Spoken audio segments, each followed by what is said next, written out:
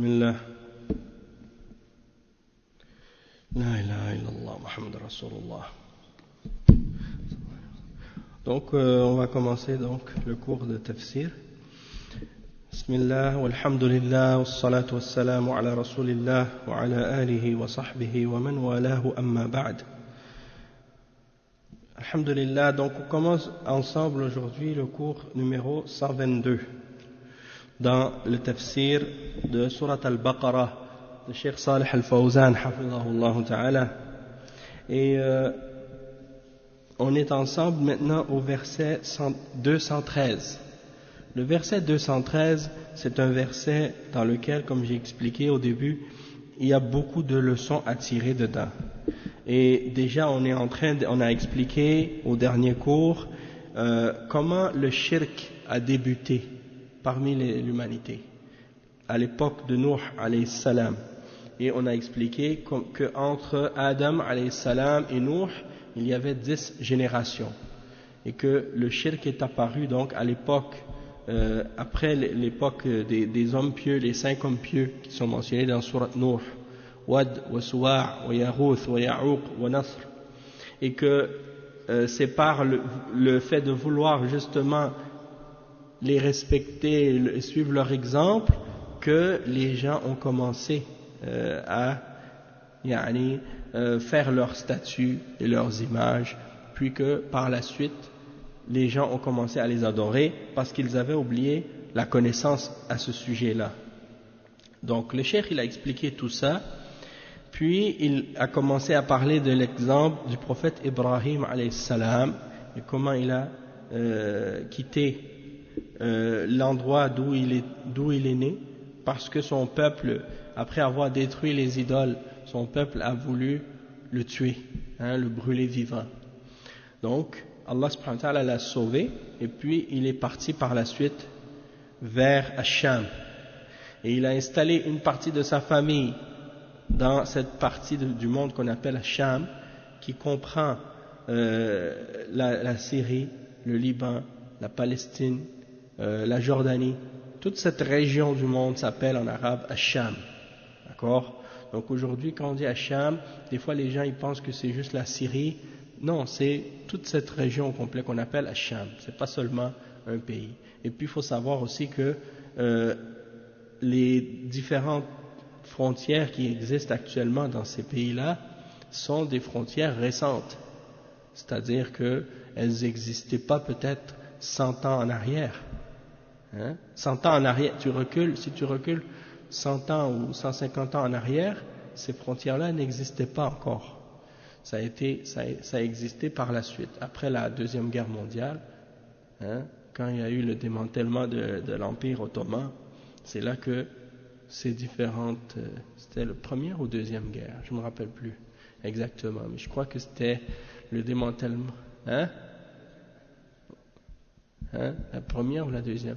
La deuxième, ça a fini en 45, et donc, d'après moi, c'était après la première. Wallahu a'lam. Peut-être je me trompe là, mais je crois que c'est après la première, parce que on dit que le démantèlement de l'Empire ottoman à l'époque d'Atatürk, c'était justement en 1924, autour de cette période-là. Donc, je pense que c'était après la Première Guerre mondiale.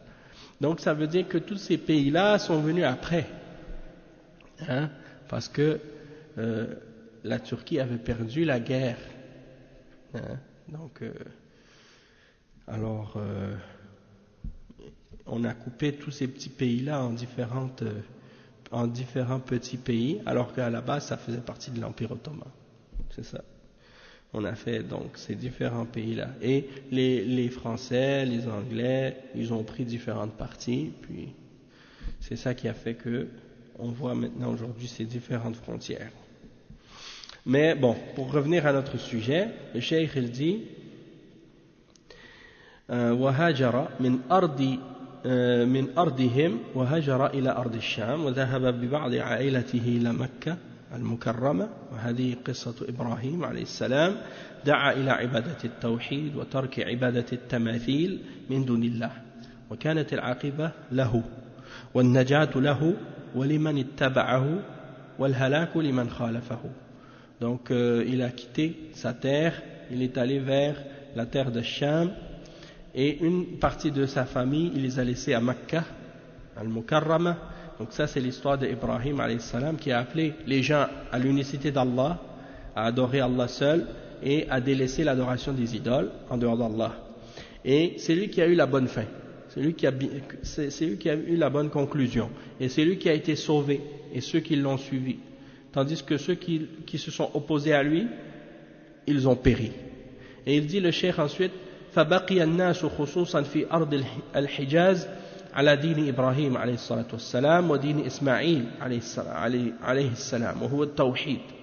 بقوا على التوحيد في أرض الحجاز وفي أرض الشام إلى أن جاء ملك يقال له عمرو بن لحي الخزاعي ملك الحجاز، وكان متعبدا ناسكا، ولكنه ذهب إلى الشام للعلاج فوجدهم يعبدون الأصنام، فدخل في قلبه حب الأصنام واعتنق مذهب الشرك، فرجع إلى قومه ودعاهم إلى الشرك وجلب لهم الأصنام من أرض الشام وأمرهم بعبادتها، فحدث الشرك في أرض الحجاز وفي أرض الحرم بسبب هذا الطاغوت عمرو بن لحي al-Khuzai.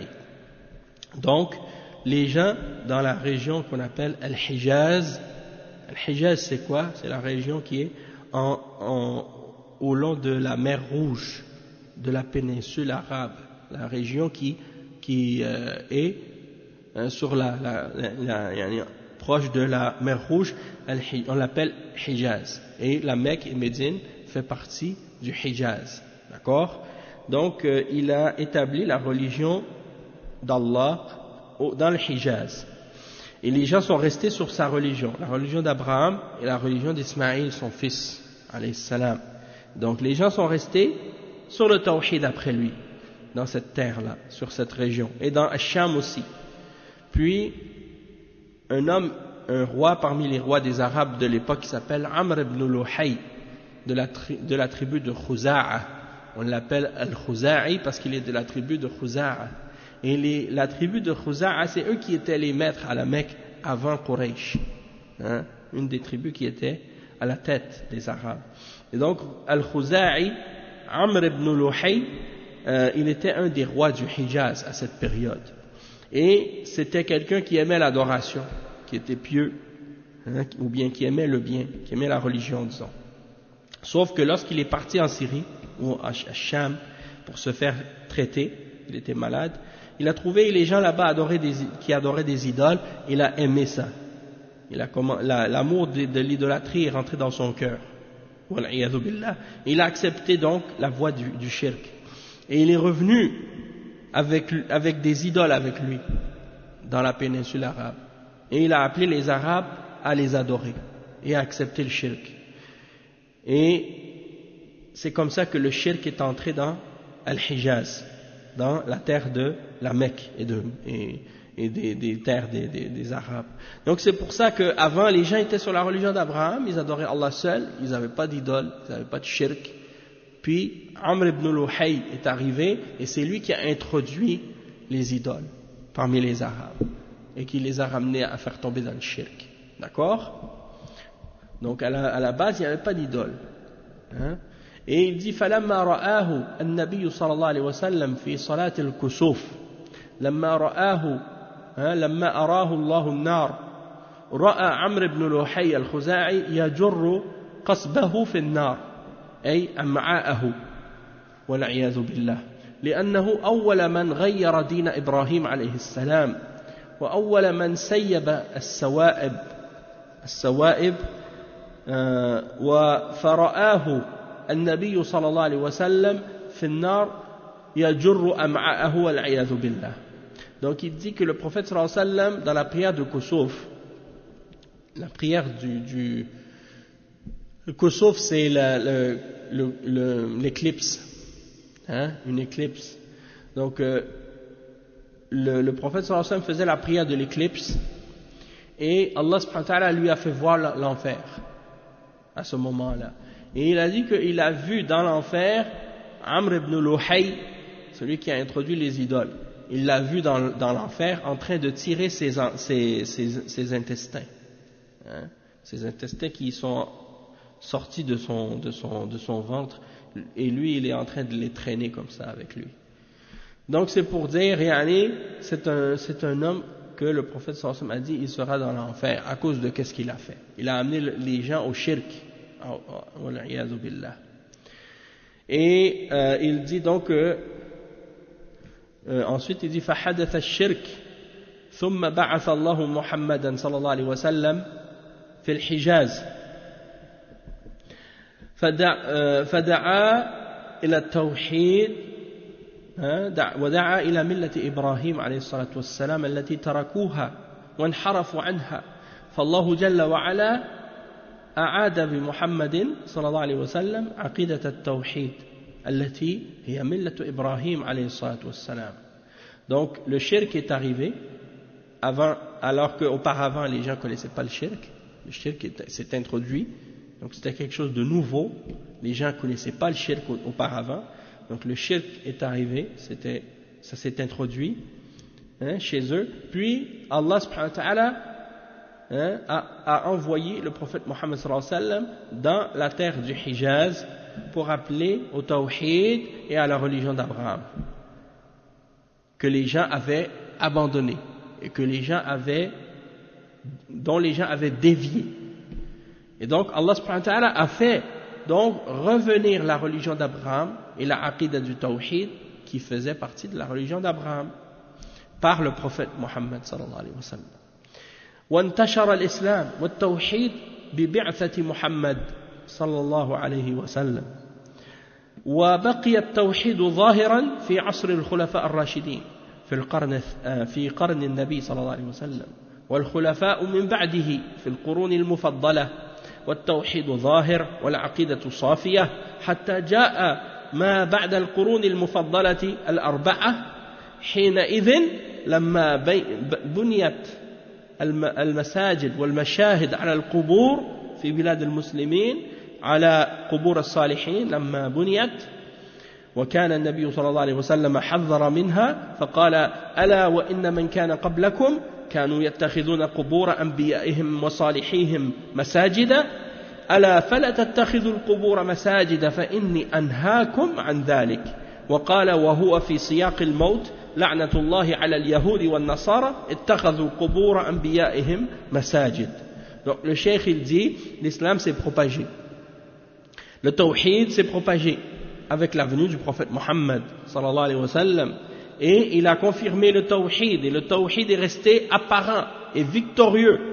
Et à l'époque des successeurs bien guidés après lui, les Khulafa Rashidin, la même chose, le siècle et la génération du prophète sallallahu alayhi wa sallam et les successeurs du prophète sallallahu alayhi wa sallam qui sont venus après, parmi les meilleures générations qui ont suivi, eh bien le tawhid dans ces générations-là est resté apparent et victorieux encore par la suite. La croyance est restée pure, la croyance était restée pure jusqu'à ce que terminent les 4 premières générations préférées, les 4 meilleures générations, les premières générations de l'islam. On a vu apparaître des gens qui veulent ou qui ont voulu construire disons des mosquées sur les tombes, ou bien construire soit construire des mosquées sur les tombes, ou soit enterrer des gens dans les mosquées. Quand il y a des hommes pieux là, ils voulaient les enterrer dans les mosquées, Allah musta'an. Et donc on a vu que les gens ont commencé à vouloir enterrer les hommes pieux dans les mosquées, ou bien le contraire, construire des mosquées sur les tombeaux. Et le prophète sallallahu alayhi wa sallam avait averti contre ça, et il avait mis en garde contre ça, et il a dit dans le hadith, comme c'est rapporté selon Muslim, par Muslim, selon Jundub ibn Abdullah radiyallahu anhu al-Bajali, il a dit quoi? Il a dit les gens qui étaient avant vous, ils prenaient les tombeaux de leurs prophètes et de leurs hommes pieux comme lieu d'adoration, pour aller prier, pour aller faire des adorations. Donc il dit, ne prenez pas les tombeaux comme des lieux de prière ou des lieux d'adoration, car je vous interdis de le faire. Ne les prenez pas comme des lieux de culte, des endroits pour aller faire la salat, des masajid. Et il dit dans un autre hadith qu'il a mentionné avant sa mort, sallallahu alayhi wa sallam, qui est rapporté par Al-Bukhari et Muslim selon Aïcha, radiyallahu anha, et Abdullah ibn Abbas. Et le prophète sallallahu alayhi wa sallam a dit, avant de mourir, je pense 5 jours avant sa mort seulement, 5 jours, sallallahu alayhi wa sallam, il a dit que la malédiction d'Allah soit sur les juifs et sur les chrétiens. Ils ont pris les tombeaux de leurs prophètes comme lieu d'adoration, comme lieu de culte. Donc le prophète sallallahu alayhi wa sallam, il disait ça pour faire sûr, pour être certain que les musulmans après lui n'allaient pas suivre leur exemple, n'allaient pas prendre les tombes des hommes pieux et des prophètes pour les adorer en dehors d'Allah et pour aller faire des adorations. Et le cheikh il dit فالنبي صلى الله عليه وسلم حذر من الغلو في الصالحين وبناء المساجد على قبورهم سدا لذريعة الشرك لكن ما قدره الله سوف يكون فلما مضى عهد القرون المفضلة جاءت طوائف من أهل الضلال تدعي الإسلام وبنت المساجد على القبور فحينئذ حدث الشرك في أمة محمد صلى الله عليه وسلم.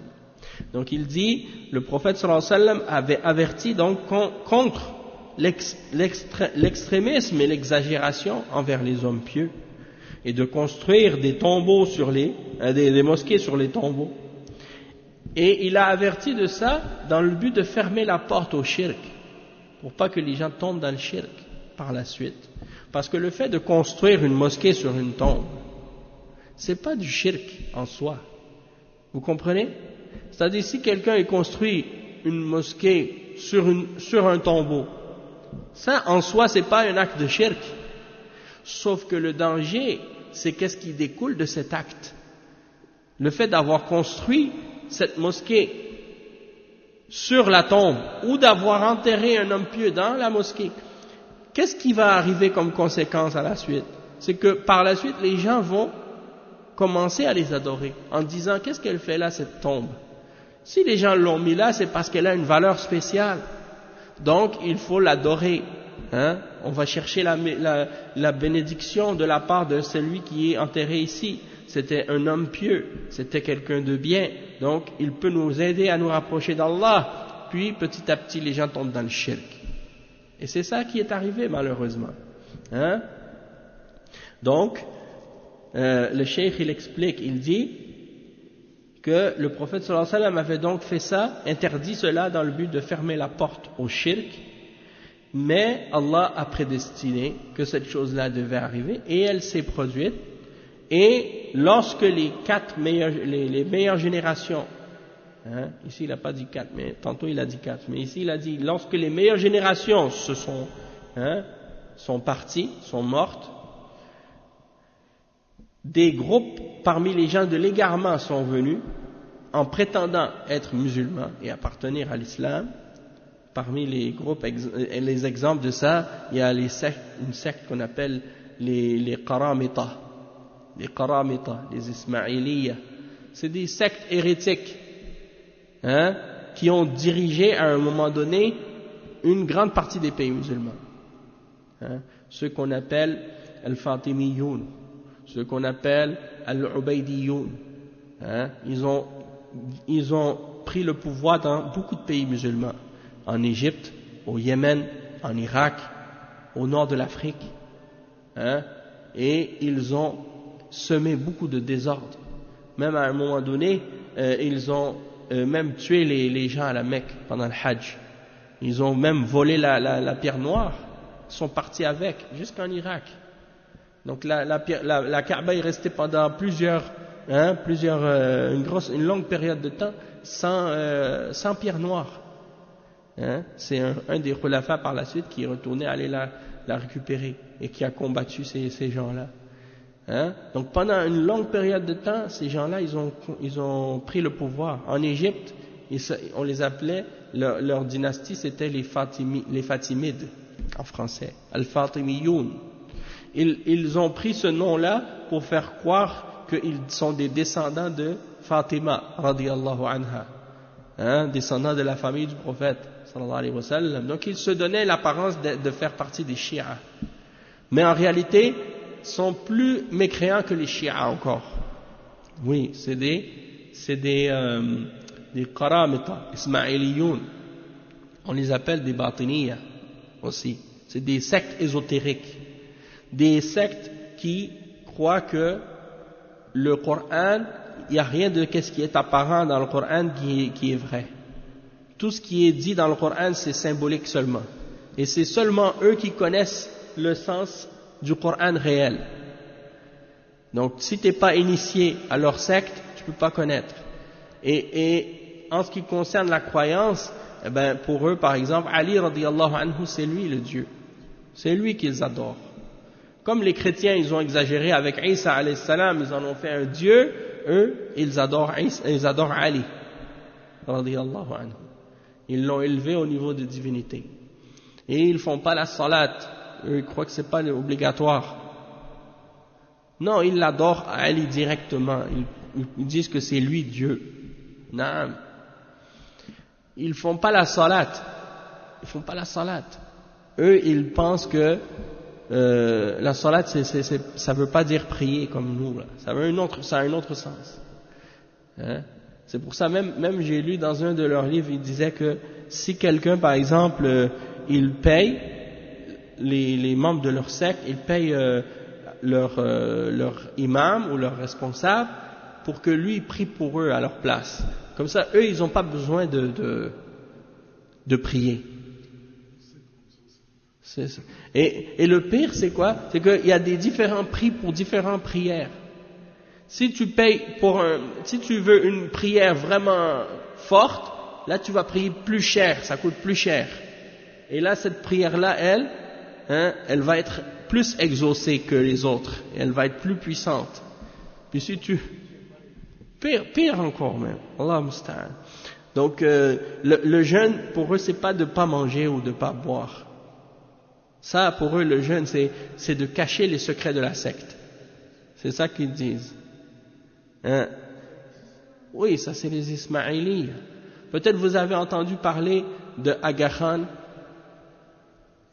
Ils sont même en Afrique, là. Ils ont des institutions, ils ont des industries un peu partout dans le monde. Ils ont dit que les Aga Khan, les Ismaélites Aga Khan, ils ont dit à chaque fois que un de leurs chefs, là, à un moment donné, il lui donne à leur imam, à leur Aga Khan, il lui donne son poids en or ou en diamant. Et si vous regardez sur YouTube, là, vous allez trouver même des vidéos sur ça. Les Aga Khan, comment les délégations d'Ismaélites qui viennent, lui il est assis sur une chaise et il y a une balance et ils viennent porter des boîtes de diamants et lui il est assis comme ça.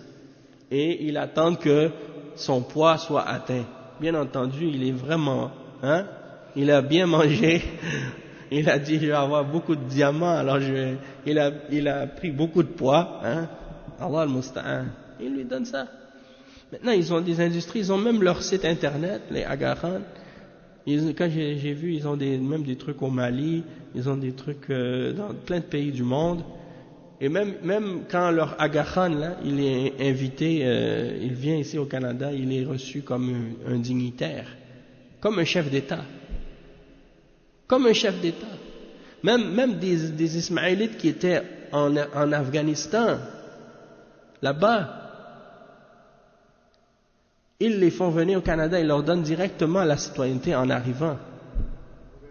Oui, ici. Des gens, ils arrivent comme ça, ils viennent, débarquent de l'avion, ils leur donnent directement la citoyenneté. Ils attendent même pas. Donc c'est pour ça, tu vois, des choses comme ça, ça fait réfléchir.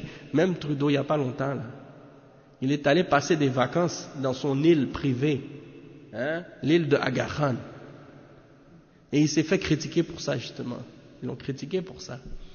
Donc c'est pour dire, c'est des gens comme ça, là. Aga Khan, si vous voyez sa photo, si vous le voyez, vous n'avez même pas pensé que c'est un musulman. Hein? Non, c'est la mafia comme tu dis. Mais c'est des gens, ils sont connus dans leur histoire que c'était des assassins, que c'est des gens qui faisaient des assassinats, qui tuaient les chefs d'État musulmans, qui faisaient beaucoup de désordre dans le monde. Même le mot assassin, ça vient de eux. Al-Hashashiyoun. Al-Hashashiyoun, c'est assassin, ça vient de ce mot-là. Hashish, parce qu'ils prenaient le hashish, la drogue. En tout cas, on s'est éloigné un peu, mais c'est pour dire que c'est eux quand ils ont été les dirigeants de l'Égypte, et de différentes régions, c'est eux qui ont commencé à construire des sanctuaires, des mausolées sur les tombes, et qui ont commencé à introduire ça dans les pays musulmans. Puis ça a été pris par la suite par les soufis, et c'est eux aussi qui ont continué cette pratique-là.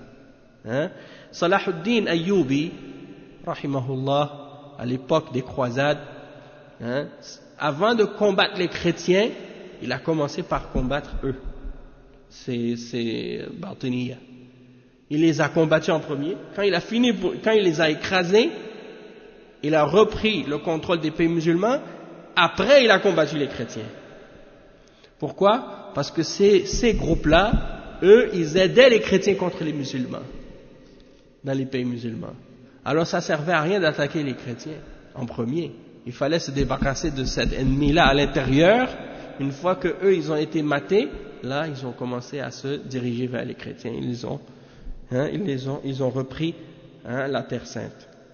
Donc ça c'est des exemples. Le cheikh il dit ensuite,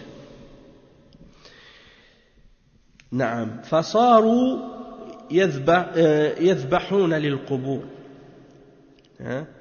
يذبحون للقبور وينظرون للقبور ويطوفون بالقبور وهذا ظاهر معروف ليس بخفي من ذهب منكم خارج هذه البلاد يرى هذا يرى القبور وما يحصل حولها من الشرك بالله من الشرك الأكبر والعياذ بالله.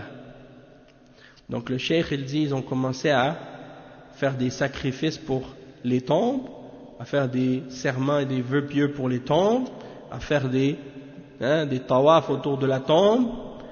Et ça, c'est des choses qui sont connues, qui sont apparentes. C'est pas caché, C'est pas des choses qui sont cachées là. Il y a ces choses-là, ils les font ouvertement, publiquement. Il y a plein de vidéos maintenant que vous allez sur Internet. Avant, on les voyait pas comme ça. C'est-à-dire, sauf si tu n'allais pas là-bas. Il fallait que tu ailles là-bas pour voir ça dans les pays musulmans. Mais maintenant, non. Tu n'as plus besoin de voyager. Tu rentres sur Internet, tu vois ça, ils ont filmé ça. Soit que c'est eux-mêmes qui les ont filmés parce qu'ils sont fiers de ça, ou bien soit que c'est des gens qui les ont filmés pour montrer ça aux gens, pour faire savoir qu'est-ce qu'ils font. Allah al-Musta'an. Et donc, c'est pas caché. Il dit, le cheikh, si vous sortez, en voulant dire, parce que lui, le cheikh, il est là-bas en Arabie, ces choses-là ont été abolies, ils ont été enrayées, détruites, interdites, mais si vous sortez à l'extérieur, tout ça c'est permis. Parce que le shirk, c'est interdit. Ça c'est une chose, à notre époque, les gens ils comprennent pas que la loi d'Allah, c'est quelque chose qui est obligatoire d'appliquer. C'est pas juste quelque chose qui est recommandé. C'est-à-dire la loi qui est appliquée dans un pays musulman, ça doit être la loi qui est dans le Coran et dans la Sunna. C'est ça qui devrait être loi dans un pays musulman. Pas la loi des kuffars. Parce que les kuffars, pour eux, le shirk c'est légal. Le kufr c'est légal. Le bid'a c'est légal. Les péchés c'est halal. Mais pas pour le musulman. Donc le musulman dans les pays musulmans doit interdire le shirk. C'est obligatoire. Il ne peut pas permettre le shirk et rendre ça légal. Ça doit être un crime puni, interdit. Non. Donc si tu permets le shirk, qu'est-ce qui reste après comme péché? Allah il dit inna shirka la dhulmun azim. Le shirk, c'est la plus grande injustice. Et il dit, وَمَنْ يُشْرِكْ بِاللَّهِ فَقَدْ حَرَّمَ اللَّهُ عَلَيْهِ الْجَنَّةِ. Le paradis lui est interdit s'il fait le shirk. Après toi, tu rends ça licite et légal. Comment? Il y a un problème. C'est ça le résultat du fait que les kuffars ont voulu installer dans les pays musulmans leurs lois pour que les musulmans s'éloignent de leur religion à cause de ça. Et ça, tu le vois dans les pays de kufr. Maintenant, ils ont fait de leur propre loi une religion maintenant. Et à chaque fois, j'écoute les gens en France qui parlent, quand ils parlent de l'islam, ils disent, les musulmans, eux, ils sont pas des vrais Français parce que ils ont leur propre loi. Si tu es français, tu dois avoir les mêmes lois que les autres français, tu ne dois pas avoir d'autres lois. Et les musulmans, ils ont d'autres lois parce qu'ils ont le Coran et la Sunna. Donc ce ne sont pas des vrais français. Donc ça veut dire quoi? Pour eux, leur loi, c'est ça la religion. Si tu es français, tu dois accepter ces lois-là. Si tu ne les acceptes pas, tu n'es pas français. Alors que le musulman, il ne peut pas accepter des lois qui sont contraires à l'islam. Radiya man radiya wa sakhita man sakhit. Que soit satisfait celui qui est satisfait, qu'il soit fâché celui qui est fâché. Ça, c'est pas notre affaire. C'est leur problème à eux. Mais ça, c'est pour répondre à ceux qui veulent assimiler les musulmans dans les pays musulmans, dans les pays non musulmans, qui veulent imposer aux musulmans des fausses croyances et des fausses pratiques. Et le cheikh, il dit ensuite, Wal-hasil, et quand ce sera le temps pour l'adhan, venez, quelqu'un qui doit se lever pour faire l'adhan. Attendez pas que je termine le dars. Si vous voyez que le temps de la prière est rentré, quelqu'un doit se lever faire le adhan, d'accord? Barakallahu fikum. Le cheikh, il dit ensuite, donc, on voit que, s'il dit, si vous allez à l'extérieur de l'Arabie Saoudite, vous voyez les gens qui adorent les tombes comme ça. Et vous voyez qu'est-ce qui se passe autour de ces tombeaux-là comme une forme de shirk majeur. والعياذ بالله. Il dit الحاصل أن هذا معنى قوله تعالى كان الناس أمة الناس ما يكونون أمة واحدة إلا على التوحيد أبدا فإذا حدث الشرك تفرقت الأمة وصار كل يتبع ما يعبده من دون الله عز وجل فبعث الله النبيين مبشرين ومنذرين. Donc le cheikh il dit c'est ça pour comprendre en fait le résumé de cette signification du verset. Les hommes formaient une seule communauté à l'origine. Les gens, ils ne peuvent former une seule communauté excepté s'ils sont sur le tawhid. Et qu'est-ce que je disais tout à l'heure à propos de l'exemple de la France? C'est la même chose partout. Ici maintenant, ils ont voulu donner aux gens une illusion d'unité avec leurs principes et leurs lois et leur citoyenneté, mais en réalité, tout ça c'est faux. Les gens sont tous sur des religions différentes. Et des fois, c'est pas juste des groupes de religions différentes. Des fois, c'est chaque citoyen, il a sa propre religion à lui. Oui, chaque personne, il croit en une chose différente de son voisin. Et ça, tu le vois chez les chrétiens. Moi, je regarde, par exemple, juste dans la famille. Dans la famille, par exemple, dans ma propre famille, ici au Québec. J'ai des oncles et des tantes. Chacun, il a sa propre religion. Tous, ils disent qu'ils sont catholiques. Ils disent qu'ils sont catholiques. Mais lui, il croit en un truc de nouvel âge. Et puis, il a d'autres pratiques bizarres qui n'ont rien à voir avec le christianisme. L'autre, il croit aux extraterrestres. Il pense qu'il y a des extraterrestres qui vont venir le chercher. L'autre, il est bouddhiste, il dit qu'il est catholique, mais il pratique le bouddhisme. Chacun, il a sa religion différente. Oui, chaque personne, il a ses propres croyances. Et il y en a, qu'est-ce qu'ils font? Ils se font comment je pourrais dire, une religion à la carte. Religion à la carte. C'est-à-dire, moi j'aime ça un petit peu de cette religion-là, je le mets dans ma religion. Oui, c'est comme ça. Moi j'aime ça, ça c'est bien, ça c'est bien. Un petit peu par-ci, un petit peu par-là, puis ça devient sa religion. Donc, le résultat c'est quoi? Les gens ils sont tous divisés. Et pourquoi il y a l'individualisme dans la société? Toi, tu sors de chez toi, ton voisin qui habite à côté de toi, là, tu sais même pas rien sur lui, il sait rien sur toi, tu sais pas son nom, il sait pas le tien. Peut-être tu lui parles jamais, à la limite tu vas dire peut-être bonjour et ça s'arrête là. Mais chacun pour soi. C'est ça la société. Pourquoi? Parce que tout le monde a une religion différente. Et les musulmans ont été affectés par ça. Le fait qu'on soit dans une société comme ça affecte même le musulman. Parce qu'après, par exemple, toi tu vois un autre musulman dehors, tu lui dis Salam alaykoum. Hein? Mais c'est pas parce que tu me vois, je suis de telle origine et que je suis musulman que ça veut dire que je dois être ton ami dans la rue, je dois te donner le salam. Chacun fait sa vie. Si tu vas donner nasiha à ton frère ou à quelqu'un dans la rue qui est musulman, tu veux lui donner la nasiha, hein, dis mais comme si tu dois pas te mêler de mes affaires, ça c'est ma vie, je fais ce que je veux. C'est pas basé sur l'islam, la relation qu'on a avec les autres. Peut-être que deux musulmans, ils vont se croiser dans la rue, ils vont se reconnaître, mais ils vont même pas se parler ou se saluer. Pourquoi? Parce qu'ils se connaissent pas. Ils vont dire, moi, si je connais pas quelqu'un, je lui passe pas le salam. Hein? Puis après aussi, à cause des divisions entre les musulmans, à cause des bid'ah et tout, ça fait en sorte que les musulmans, ils se font pas confiance les uns aux autres. Hein? Mais tu sais pas, peut-être que le musulman qui passe là, dehors, il a une barbe, il a l'air d'un musulman, mais peut-être que si il a l'occasion, il veut juste égorger. Parce que c'est un khariji. Hein, il fait le takfir des musulmans. Alors qu'est-ce que tu vas faire? Tu ne veux pas faire confiance à quelqu'un comme ça? Hein? Moi je passais des fois à côté de gens, je dis ça c'est un musulman, il a l'air de quelqu'un qui pratique l'islam, qui en apparence il a une barbe, il semble musulman.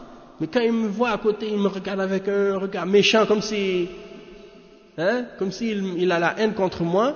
Et je le connais même pas, il me connaît pas, mais il y en a comme ça des gens, ils ont même pas un sourire dans son visage. Il y a des gens comme ça. Tu rentres dans la mosquée, tout le monde est le visage renfrogné, hein, on dirait que tout le monde est fâché, de mauvaise humeur. Tu te dis mais qu'est-ce qui se passe? Pourquoi les gens sont comme ça? Subhanallah, le prophète sallallahu alayhi wa sallam, il a dit le sourire que tu as dans le visage de ton frère, c'est une sadaqa. Il n'y a personne qui veut des sadaqas ici. Tout le monde veut toujours être, hein, il pense que d'être sur la sunna, c'est d'être de mauvaise humeur ou d'avoir un mauvais, de pas sourire. Si tu souris, ça veut dire que tu es faible, t'es soft. Non, il faut que tu sois, pour être ferme, pour être dur dans la religion, il faut que tu aies un visage méchant, fâché. Hein? Tashaddud. Ça c'est de l'extrémisme, de la dureté excessive. Ça c'est pas correct.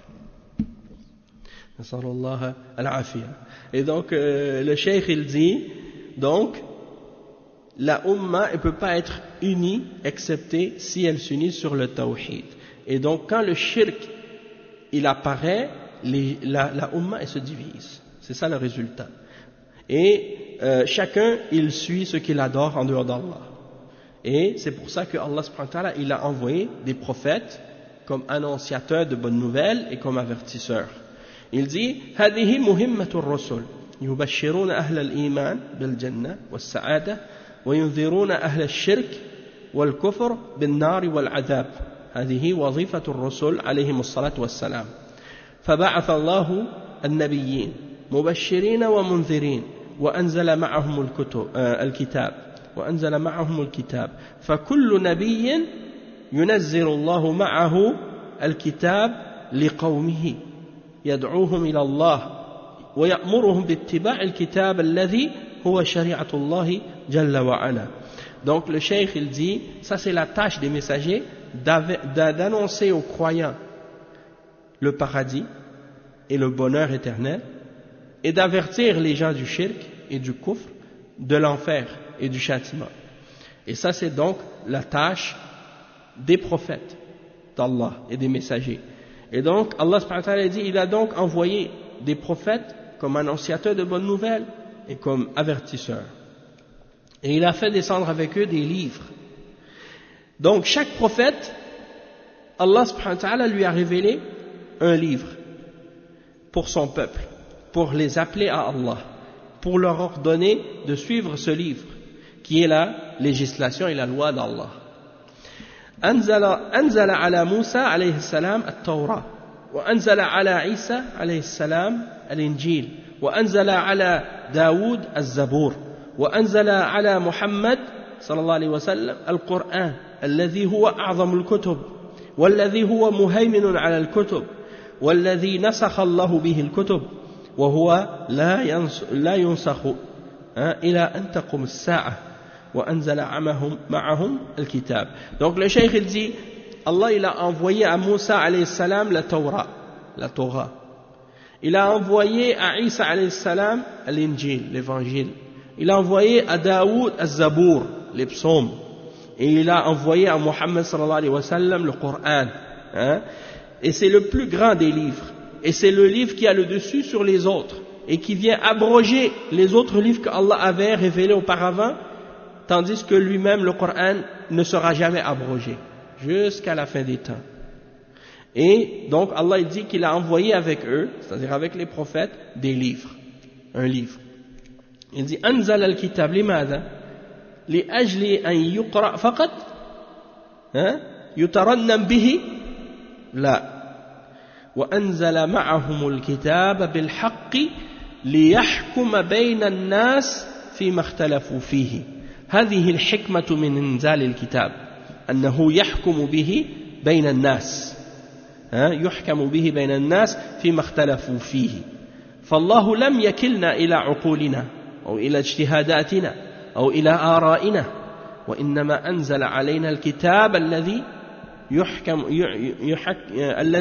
يحكم الخلاف بيننا. Donc le cheikh il dit, pourquoi Allah a fait descendre le livre? Pour qu'on le lise seulement? Pour qu'on le récite avec une belle voix seulement? Non. Il a dit, il a envoyé le livre, il a envoyé avec eux le livre en toute vérité pour qu'ils jugent entre les hommes dans ce sur quoi ils ont divergé. Dans ce sur quoi ils ont divergé entre eux. Donc, la sagesse d'avoir fait descendre le livre, c'est pour qu'il serve de juge, pour qu'il serve de référence pour trancher dans les jugements entre les hommes lorsqu'ils ont des divergences entre eux. Donc Allah subhanahu wa ta'ala, il ne nous a pas abandonnés à notre logique, à notre propre raison, à nos propres déductions, à nos propres opinions. Il a fait descendre avec les prophètes pour nous des livres pour qu'on puisse les utiliser pour juger lorsqu'on a des divergences entre nous. Il dit وَلِهَذَا قَالَ تَعَالَى وَمَا اخْتَلَفْتُمْ فِيهِ مِنْ شَيْءٍ فَحُكْمُهُ إِلَى اللَّهِ وقال جل وعلا فإن تنازعتم في شيء فردوه إلى الله والرسول إن كنتم تؤمنون بالله واليوم الآخر ذلك خير وأحسن تأويلا. Donc le cheikh il dit que Allah subhanahu wa ta'ala il mentionne dans le verset 10 dans Surat Shura, et toutes choses dans lesquelles vous divergez, son jugement appartient à Allah. Toute chose sur laquelle vous pouvez diverger à son sujet, son jugement appartient à Allah. فَحُكْمُهُ إِلَى اللَّهِ. Et dans l'autre verset, le verset 59, dans Surat An-Nisa, Allah subhanahu wa ta'ala dit, si vous divergez en quoi que ce soit, renvoyez-le à Allah et à son messager si vous croyez en Allah et au jour dernier. Ce sera meilleur et d'une meilleure conclusion pour vous. Et il dit, Al-Khilaf, la budda an yahsul. هذه الطبيعة البشرية. ولكن يجب إرجاع الخلاف إلى كتاب الله وسنة رسوله صلى الله عليه وسلم. فمن كان معه الدليل وجب الأخذ به، ومن كان مخالفا للدليل وجب رفضه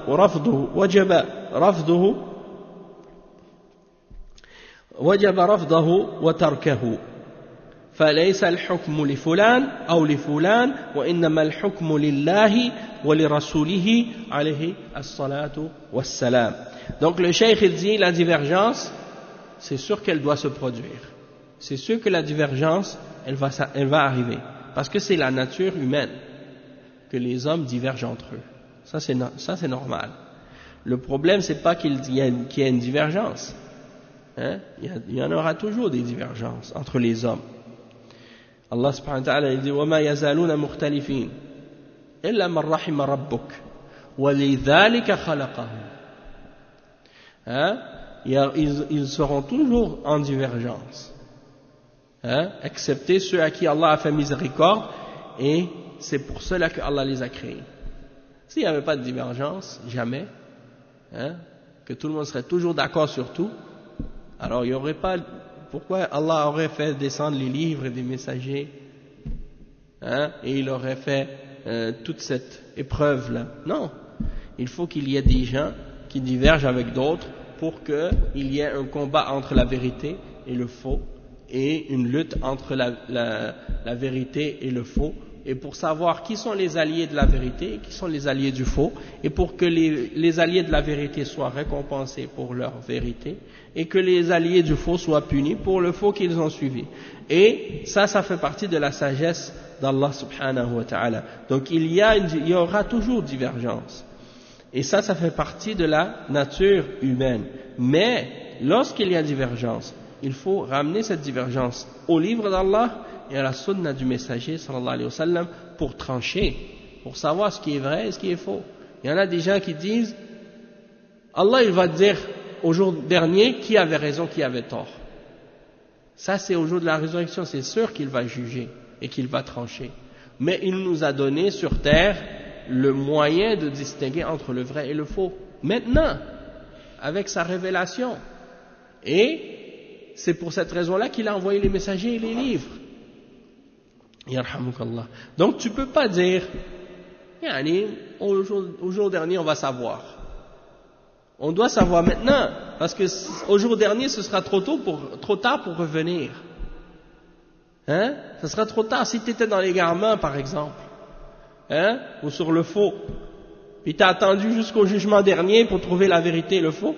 Eh ben, si tu découvres que tu étais sur le faux au jour dernier, tu peux plus revenir sur terre pour changer.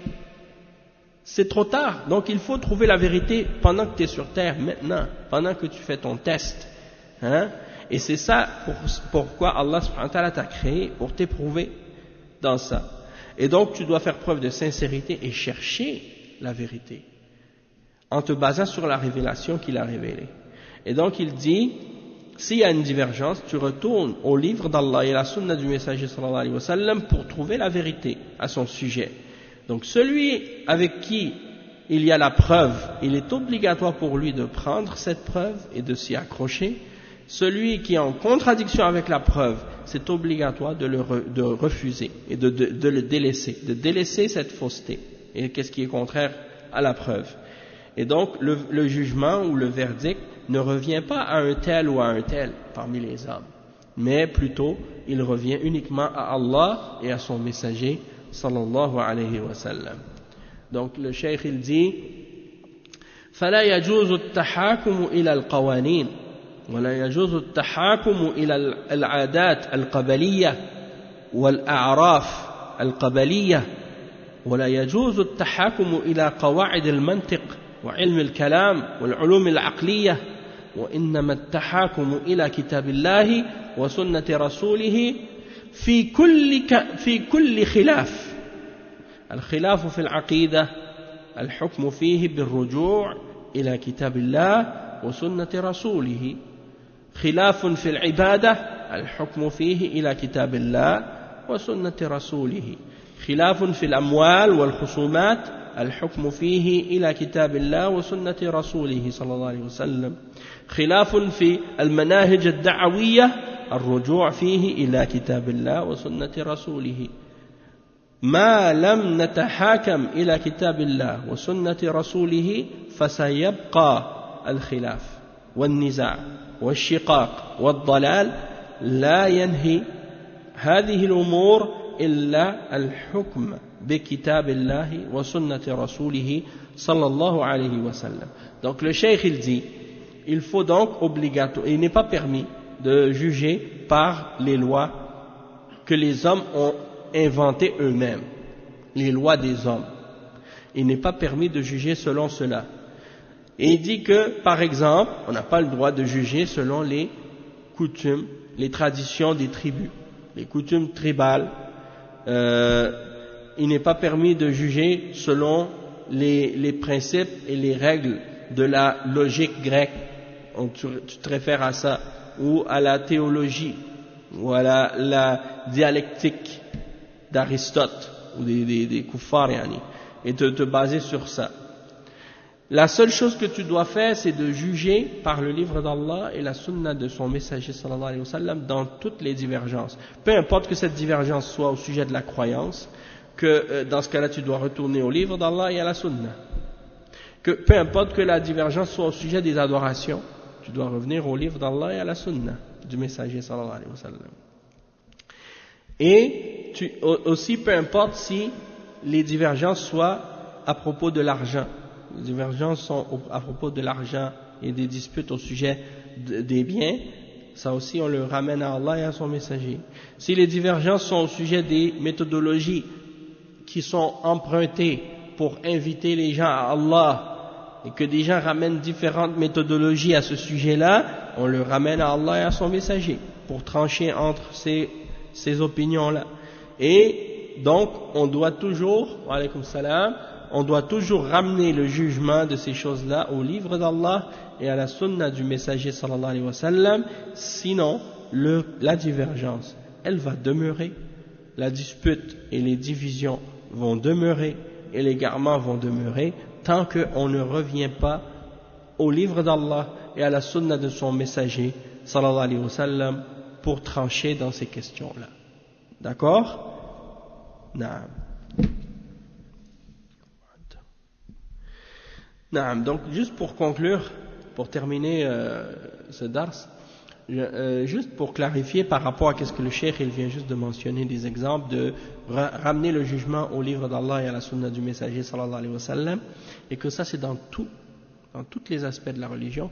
Il y a certains parmi les musulmans aujourd'hui qui prétendent vouloir appeler les musulmans à revenir à la charia et à appliquer la charia de l'islam dans les pays musulmans, comme les frères musulmans par exemple, et d'autres groupes.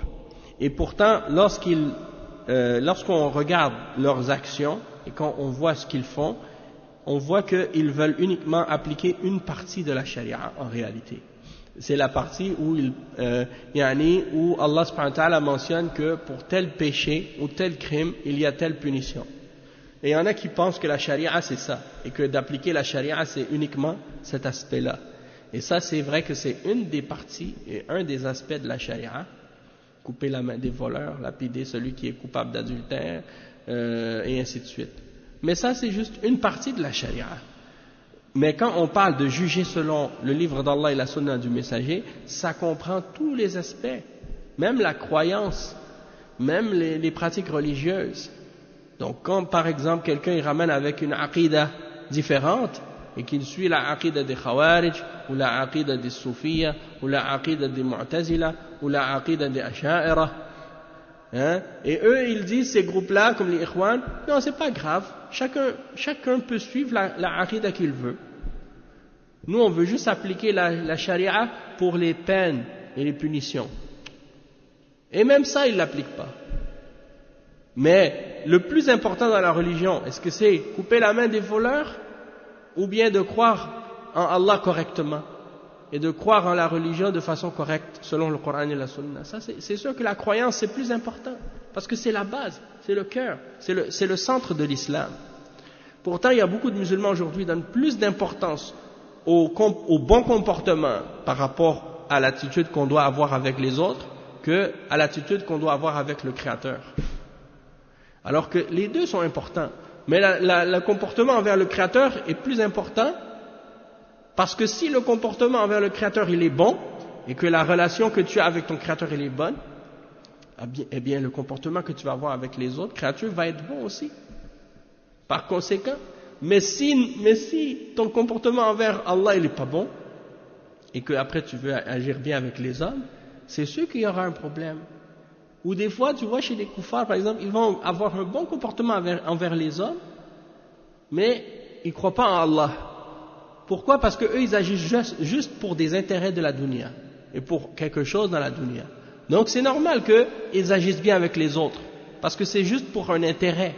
S'ils n'ont pas d'intérêt avec toi, ou bien s'il n'y a pas un bien qui découle pour eux dans ça, peut-être qu'ils vont même pas te donner aucun bien. Ou bien ils vont s'abstenir de faire quelque chose de mal parce qu'ils ont peur de la police, ou de se faire arrêter ou d'avoir des ennuis. Non. Mais ça, il y a une contradiction dans ce cas-là. Si quelqu'un il a un bon comportement, dans le sens qu'il il lit le Coran, il pratique sa religion, puis qu'après il a un mauvais comportement avec les gens, alors ça c'est une contradiction. Ça c'est une contradiction. Parce que le prophète sallallahu alayhi wa sallam, il nous a toujours incité à avoir le bon comportement. Et il a dit, il n'y a rien qui pèse plus lourd dans la balance des bonnes œuvres au jour de la résurrection qu'un bon comportement. Donc comment quelqu'un, il lit le Coran, et il a une bonne pratique de la religion, puis qu'après il a un mauvais comportement avec les gens, ça c'est pas normal. Il y a un problème dans sa religion, celui-là. Ça veut dire qu'il y a un problème dans sa foi. Comme par exemple, le prophète sallallahu alayhi wa sallam, il a dit khayrukum li ahlihi. Le meilleur d'entre vous, c'est le meilleur avec sa femme, avec sa famille.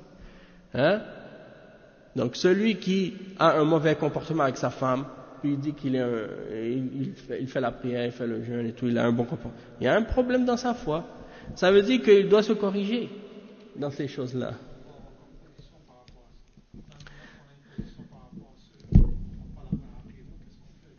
Il y a une différence entre le fait de ne pas avoir une bonne aqidah et le fait d'avoir un mauvais comportement. Celui qui a un mauvais comportement, il commet un péché. Tu comprends? Et c'est un pécheur. Celui qui a une mauvaise aqidah, ça dépend le degré de l'erreur qu'il a dans sa aqidah. Ça peut aller jusqu'au kufr, au shirk, ou ça peut aller à la bid'a et l'égarement, et selon le degré, selon la gravité de son erreur ou de son égarement, eh bien il y aura un comportement différent à adopter par rapport à cette personne. Et si un musulman par exemple il a un mauvais comportement, le bon musulman il doit lui donner le bon conseil, lui rappeler l'importance d'avoir un bon comportement, lui faire comprendre comment un musulman il doit agir avec les autres musulmans et aussi avec les non-musulmans, et lui faire preuve de sincérité, c'est-à-dire lui expliquer clairement que ce qu'il fait c'est en contradiction avec le Coran et la Sunna. Ad-dinun nasiha. Donc ton frère, s'il a un mauvais comportement, ton devoir c'est de lui donner le bon conseil, de lui rappeler qu'est-ce qui est correct, et de lui faire comprendre que son comportement et son attitude c'est pas bien qu'est-ce qu'il fait. Puis donc ça c'est la première chose. Puis par la suite, si la personne en question tu lui expliques ça puis qu'elle refuse de l'accepter, qu'elle refuse de l'admettre, alors dans ce cas-là tu la laisses. Tu vois que cette personne elle veut pas revenir à la vérité, tu évites cette personne. Oui, tu vas éviter cette personne parce que tu vois que tu peux pas, elle veut pas t'écouter. Ou bien sinon tu peux aussi, si tu vois que cette personne elle veut pas t'écouter toi en particulier, peut-être qu'elle a quelque chose contre toi en particulier, ça arrive déjà, et des fois ils aiment pas une personne en particulier, alors dans ce cas-là tu peux demander l'aide de quelqu'un de qui tu espères que cette personne-là sera plus écoutée d'elle.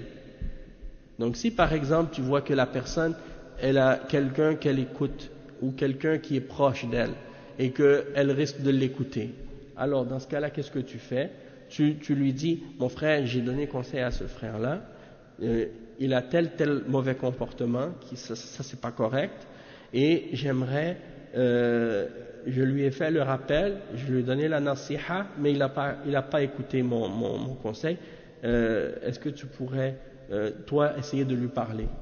Puis là dans ce cas-là peut-être que ça pourrait avoir un impact aussi dans ce cas-là, et faire des du'a pour la personne, demander à Allah de le corriger, d'améliorer son comportement, de faire en sorte qu'il agisse d'une autre façon, d'une façon qui est meilleure, pour que Allah subhanahu wa ta'ala lui pardonne ses péchés et lui fasse miséricorde. Puis peut-être que ça va l'aider justement dans la façon pour corriger son mauvais comportement, tu vois. Puis c'est ça, donc Allahu ta'ala a'lam. Mais comme on dit, le bon comportement, c'est une question qui est quand même assez vague, dans le sens que, pas vague mais vaste, dans le sens que le bon comportement, ça peut comprendre tous les bons aspects de l'islam, et le mauvais comportement, ça comprend toutes les mauvaises choses que quelqu'un peut faire qui sont contraires à l'islam. Donc ça peut être des choses très graves, comme ça peut être des choses moins graves, mais selon le cas, selon le comportement en particulier, il faut voir. Tu vois, des fois, les mauvais comportements, ils ont une source plus grave dans le cœur. Comme par exemple, quelqu'un, il va être injuste envers quelqu'un, ou il va agir mal envers une personne, mais la raison pourquoi il fait ça, c'est parce que dans son cœur, il a de l'arrogance, ou de la jalousie, ou de l'orgueil, qui le pousse à être comme ça. Alors, ça, c'est ce péché qu'il a en lui-même d'orgueil et de jalousie, c'est plus grave que ce mauvais comportement-là, et même que c'est la cause de ce mauvais comportement. Alors, dans ce cas-là, qu'est-ce qu'il doit faire? Il doit corriger cette maladie qu'il a en lui. Et ça demande du temps, et ça demande beaucoup de travail sur la personne. Donc c'est pas toujours facile, c'est pour ça qu'il faut y aller avec sagesse, avec patience. Et des fois, certains comportements, c'est des mauvaises habitudes qu'on a adoptées, qui traînent avec nous depuis des périodes assez longues, et des mauvaises habitudes, c'est jamais facile de les abandonner. Donc il faut y aller avec la personne doucement pour l'aider à emprunter le chemin de la réforme personnelle, de la correction personnelle, pour arriver à s'améliorer. Et comme le prophète sallallahu alayhi wa sallam, il a dit, le musulman, c'est le miroir de son frère. Donc ça veut dire que qu'est-ce que tu vois dans le miroir, c'est quand tu te regardes dans le miroir, tu vois que sur toi il y a une tache ici ou là. Tu vas pas la laisser, tu vas la nettoyer, tu vas essayer de l'enlever, corriger si tes cheveux sont pas bien, tu vas les mettre corrects et tout. C'est la même chose quand tu vois ton frère, c'est comme si tu te vois toi-même. Tu comprends? Tu veux le corriger comme tu veux te corriger toi-même. C'est comme ça que les musulmans doivent penser, doivent agir. Comme si ils veulent, ce qu'ils aiment pour eux-mêmes, ils le veulent aussi pour leurs frères. Ok, on va s'arrêter ici, Inch'Allah. Subhanakallah wa bihamdik. Ashhadu an la ilaha illa anta astaghfiruka wa atubu ilayk. Sallallahu wa sallam ala nabiyyina Muhammad wa ala alihi wa sahbihi ajma'in. Wassalamu alaikum wa rahmatullahi wa barakatuh.